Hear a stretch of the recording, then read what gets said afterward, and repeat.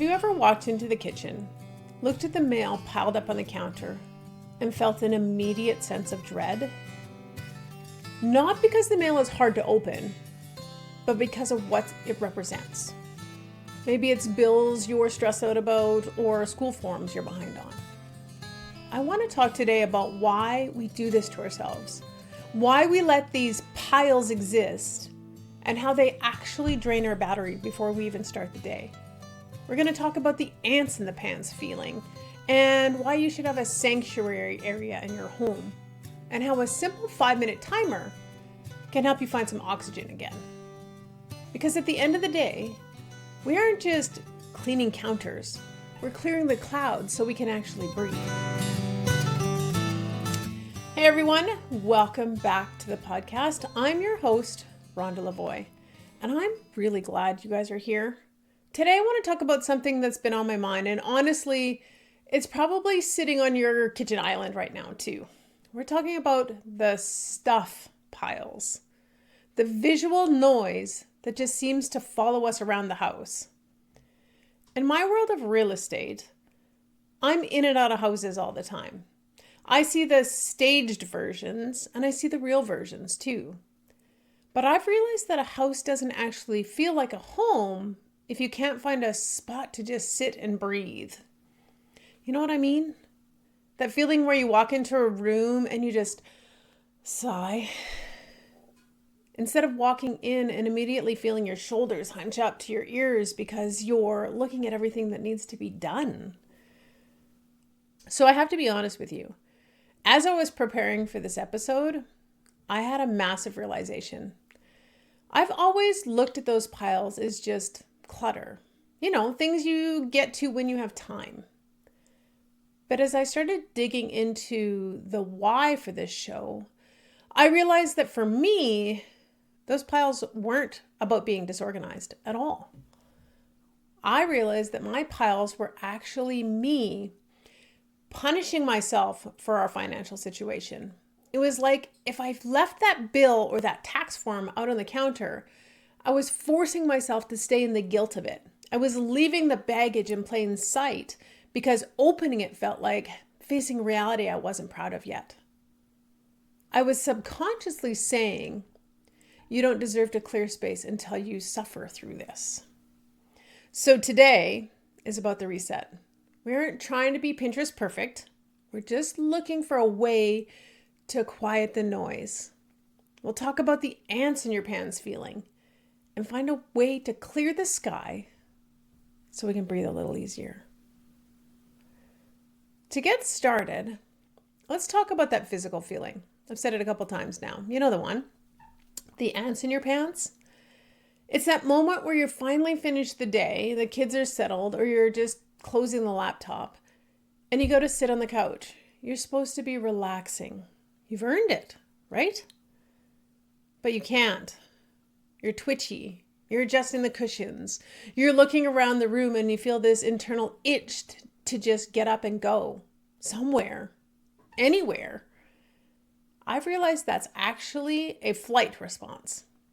Your brain is scanning the room, and even if you aren't looking directly at the pile of unfiled bills or the school forms, your peripheral vision is picking them up. Your nervous system is basically saying, hey, we aren't safe to rest yet. Look at all these open loops. Think about your brain like a computer. Every piece of clutter is an open tab in your browser. You might be trying to watch a show or having a conversation, but in the background, your brain is running at 100% capacity, just trying to keep track of all those unfinished decisions. It's exhausting. And the worst part? You don't even realize why you're so tired. You just feel like you're living under this constant low-level dark cloud. It's funny because as I was sitting in my office the other day, getting my notes together for this very episode, I had a moment that honestly stopped me in my tracks. Now, most of you know my office is my space. It's a separate building. It's kind of my sanctuary. It's where I go to be the entrepreneur, the real estate agent, the podcaster, and that's where I get things done. It's the one place where I have total control over what's in front of me. But I was sitting there looking at a stack of tax forms and client paperwork on the corner of my desk, and I had to look in the mirror. I've been telling myself I was just too busy to deal with them. You know the lie we tell ourselves. I'll get to it Friday. But as I was digging into the research for this show, I realized I wasn't leaving those papers there because I was busy. I was leaving them there as a way to punish myself. I was literally forcing myself to stare at the evidence of financial situation I wasn't proud of. It was like I was saying to myself, Rhonda, you don't have the luxury of a peaceful, clear workspace until you've suffered through the guilt of the situation. It wasn't about the task of filing. It was about holding on to the monument of my own shame. And every time I walked into my sanctuary, my office, I was draining my battery before I even opened my laptop. I was punishing myself into a state where I didn't even have the energy to fix the problem I was worried about. And the part that really got to me, the part I'm still kind of chewing on, is that I didn't even realize I was doing it. I thought I was just being a bit disorganized. I thought I was getting around to it. It wasn't until I sat down to really look at the why for this episode that I saw it for what it really was. That pile wasn't just a to-do list. It was a weight. Does that hit home? Because it was a heavy realization for me to realize that my own brain was sabotaging my peace of mind and I didn't even have a clue. And this immediately changed how I thought about the rest of my house. I started thinking about the piles in the kitchen or the end tables or the ones that belonged to Crystal. And I had to stop and I asked myself, if I didn't realize I was using my piles to punish myself, how can I judge what's going on with hers? See, Crystal and I have had to really navigate our different thermostats, if you like, for clutter. And I used to look at piles of hers and think, why is this still here? But now I look at it and I wonder what that pile is holding for her. I realize that she's just picking her battles. It's not that she doesn't see the mess. She sees it. But she's being intentional about her mental energy that day. She's managing her capacity to handle the baggage inside those envelopes, just like I was. It shifted everything for me. It stopped me from being the clutter police and turned me back into a partner. Because I realized that if I'm struggling with my own shame monuments, the last thing I should be doing is judging someone else for how they manage theirs. We think we're keeping these piles as reminders, but so often they're just monuments to our own shame. We leave the bill on the counter or the tax form on the desk because we're punishing ourselves for the situation that put them there. But here's the truth. Staring at your mistake doesn't fix them. It just drains the battery you need to actually solve the problem. You cannot build a better future if you're using your workspace to whip yourself for the past. Give yourself the oxygen of a clean desk so you actually have the mental capacity to move forward. But just because I understand why the pile is there doesn't mean it's not still draining my battery. And that's the trap we fall into. We think that handling it means we have to solve the whole financial problem right now. And look, if it's my pile, the solution is simple. I have to stop punishing myself and just move the baggage. But when I walk into the kitchen and it's her pile, if I just bark at her to clean it up because it's giving me anxiety, I'm just adding to her mental load. I'm making my anxiety her problem to solve. But instead, I've learned to make it an us plan.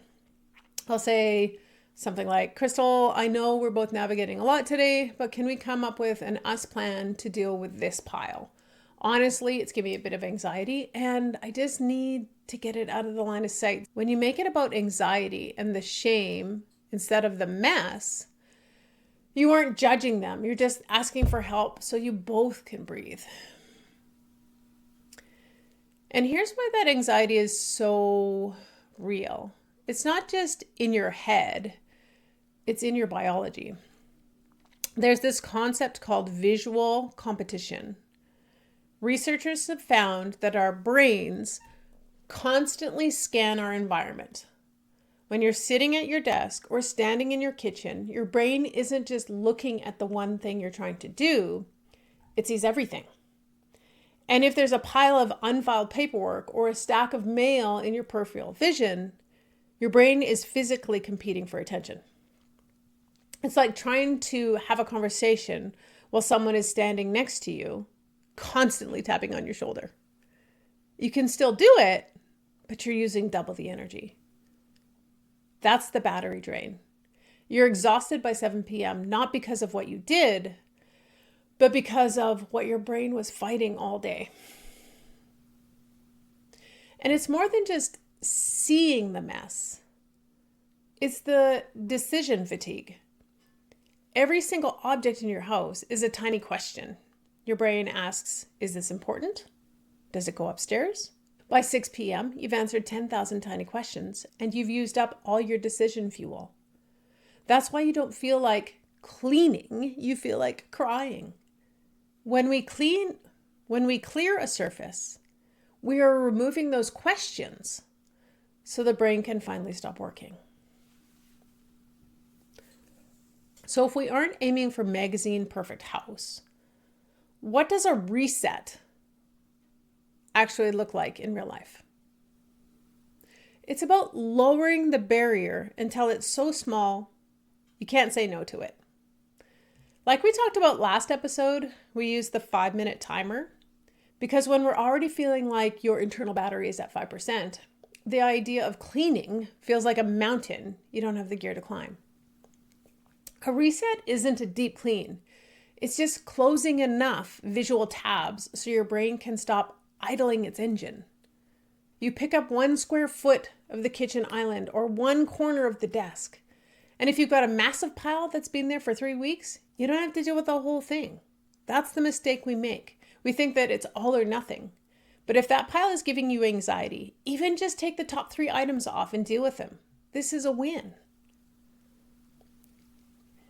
You don't need to climb the whole mountain today.